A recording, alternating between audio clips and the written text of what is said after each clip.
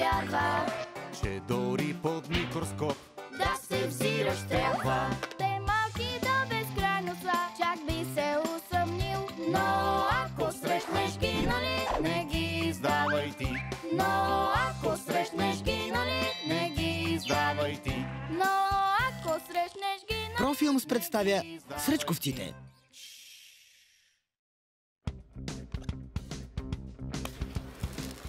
Ютията. Готово. Благодаря за помощта. Професор Евгениус!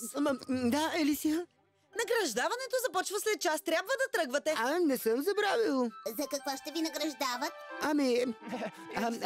Гений на годината. Да, не е много скромно, но пък е заслужено. Леле, и наградата е за вас? Да. И ще ви дават по телевизията? Разбира се. Жестоко. Ще ме поздравите ли в речта си? И мен, и мен. И Симка, нали? Можете да кажете: изпращам сърдечен поздрав на скъпите ми сръчковци. О, гениална идея! И всички ще разберат за сръчковците. Професор Евгениус, нямаше ли ютия тук някъде? Стига, Елисия. Няма нужда от това. Сега няма да споря с вас. Трябва да изглеждате безупречно. Иначе хората ще си помислят, че не се грижа за вас. Първо ще затоплим ютията, после ще ви изгладя костюма. Най-важната част на електрическата ютия е загряващият реотан. Той е монтиран зад гладещата плоча. Когато включим ютията в електричеството, реотанът се нагрява и нагорещява плочата. Хората използват ютиите, за да изгладят измачканите си дрехи. В ютията има и резервоар за вода.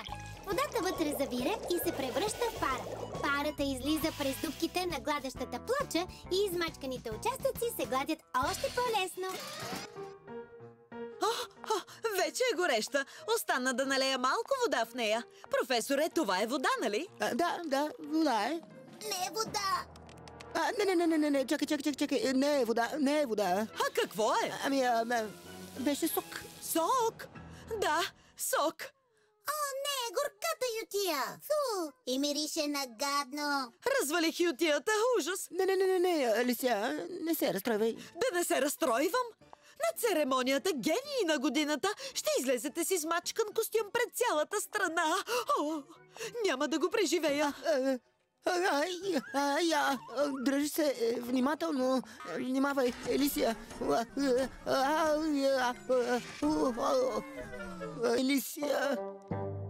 Професор Евгениус, добре ли сте? Никога не съм бил по-добре. Ние ще поправим ютията. През това време вие поправете Елисия. Би било чудесно. Погледнете! Ще оправя жицата. Вие с Нолик изтържете загорелия сок.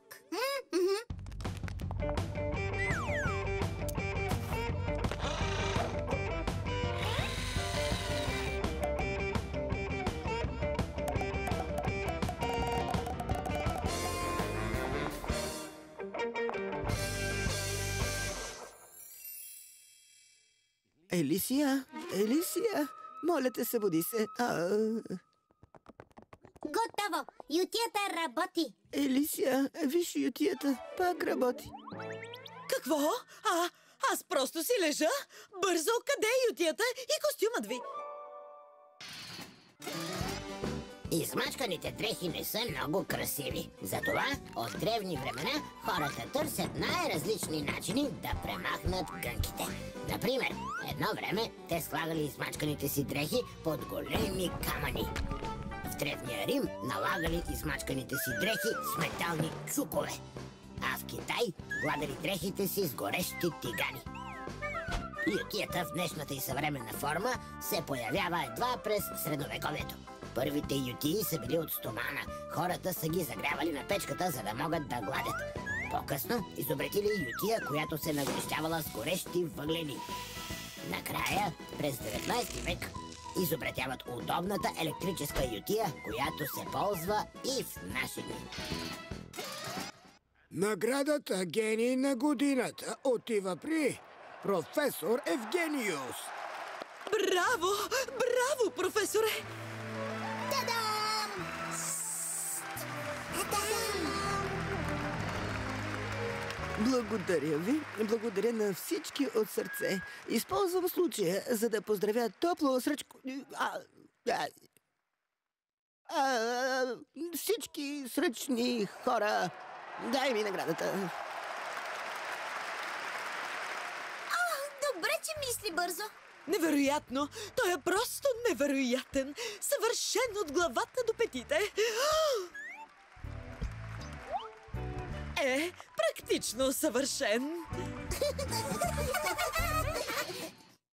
Обработка Студио Профилс. Режисьор на дублажа Десислава Знаменова. Тон режисьор Николай Марков. Ролите озвучиха артистите Диана Спасова, Мина Костова, Светослава Симеонова, Живко Джуранов. Преводач Герегана Бахчи.